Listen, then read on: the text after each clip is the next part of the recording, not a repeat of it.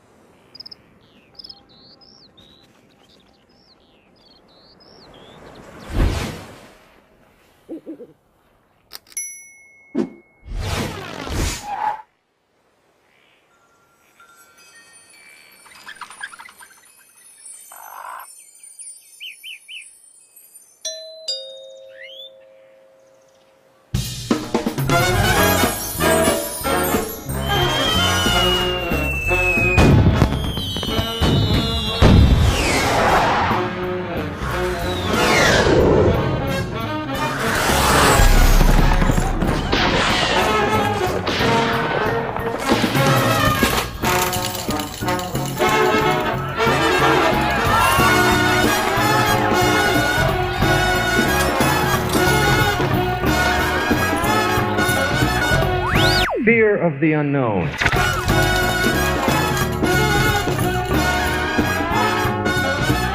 They are afraid of new ideas. They're loaded with prejudices, not based upon anything in reality, but based on if something is new, I reject it immediately because it's frightening to me. What they do instead is just stay with the familiar. You know, to me, the most beautiful things in all the universe are the most mysterious.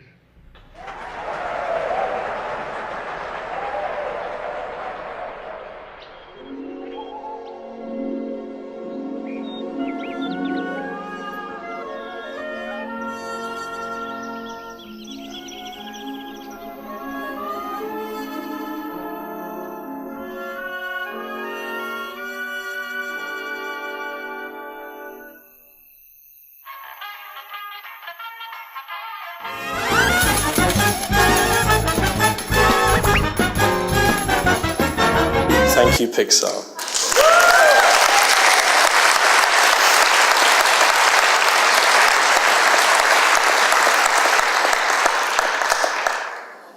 On a cold boxing day in 1935, inventor Edwin Armstrong, standing atop the Empire State Building in front of his peers of the Institute of Radio Engineers, turned a dial on an old-time radio.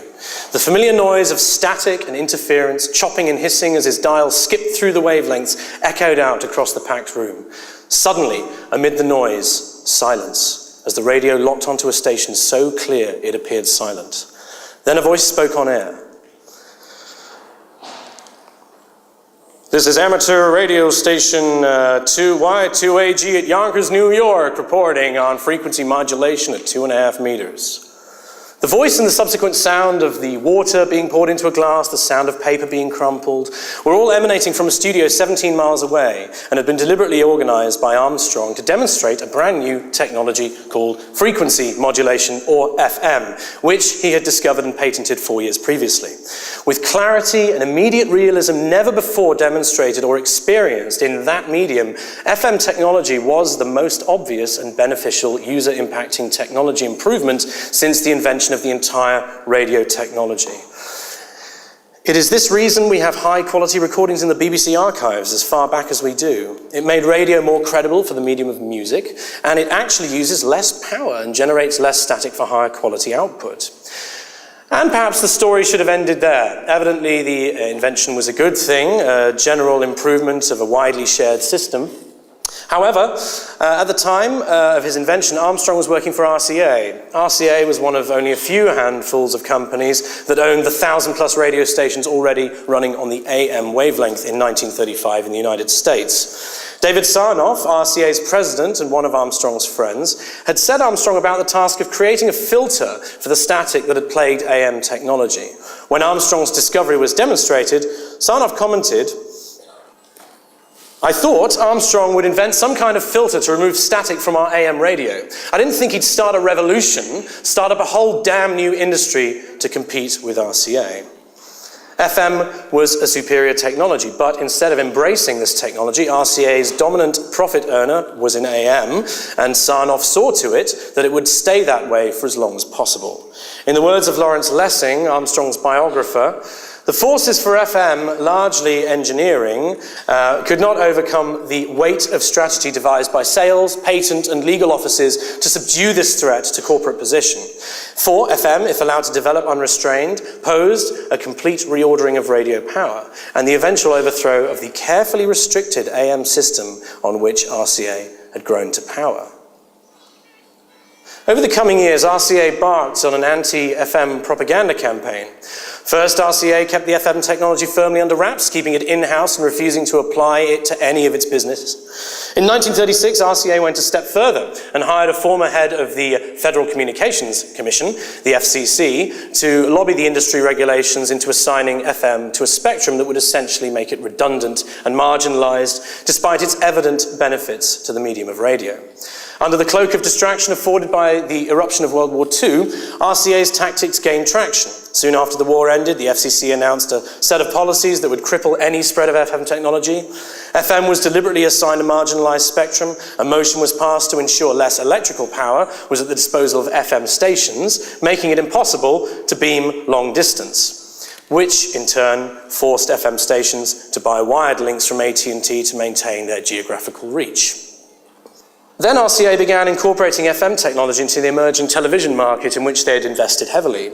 They declared Armstrong's patents invalid, a full 15 years after Armstrong had originally registered them. RCA reneged on any and all royalties which were due to Armstrong, crippling him financially as they had previously crippled FM's technology by technical methods.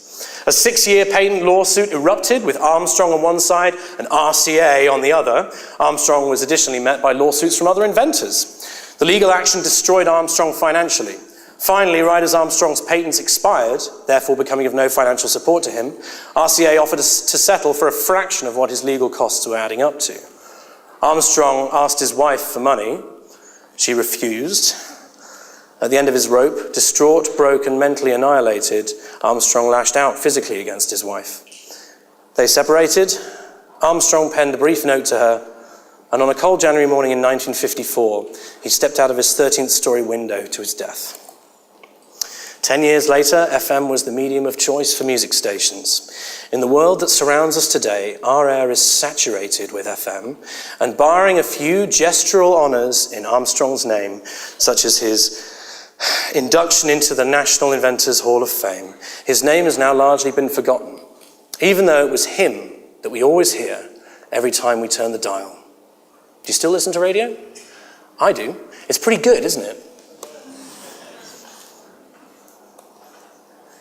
Armstrong's not alone in this. Galileo, hailed as the father of modern science, one of the main minds which brought about the scientific revolution, like Joe said, posited that the nature of the Earth's place in the universe was in a trajectory round the sun, a heliocentric viewpoint based on observed evidence. Clerics and philosophers, who by their nature have nothing useful to say on the subject, denounced him. He was the subject of the Inquisition, forced to recant his theory, and spent the remainder of his life under house arrest. Nikola Tesla, another great radio inventor who invented wireless technology, has two of these stories himself. Tesla's invention of alternating current threatened Edison's empire of direct current. Edison even electrocuted an elephant with an alternating current to prove it was dangerous. She was called Topsy, and there's actually a video on the internet called Electrocuting an Elephant that Edison released, where he zaps this beast. Tesla, second story. Tesla began a project in 1901 whose ultimate goal was to test the possibility of the supply of free energy the world over by wireless technology. He decided to build the Wardenclyffe Tower in Shoreham, Long Island for this experiment. When JP Morgan learned of the project's funding, project's aim for wireless technology in abundance to the point of being free, he asked, how can we get money from electricity which Tesla is supplying to every part of the world? The project's funding was withdrawn, the tower was torn down, and is now a historical site. Tesla died broke and alone in the New Yorker hotel. Or perhaps you're Georg Cantor, a mathematician whose development of understanding of transfinite numbers makes him one of mathematics' big names today. His concept of different types of infinity was originally regarded as so counterintuitive, even shocking, that it encountered furious resistance from the mathematical contemporaries, while some Christian figures saw Cantor's work as a challenge to God. He was described as a scientific charlatan, a renegade, and even a corrupter of youth. Yet, any mathematician today must be familiar with at least some of set theory and transfinite mathematics. Not all of them own toasters as well. A more striking example is that of Ignaz Semmelweis, a clinician in the first half of the 19th century.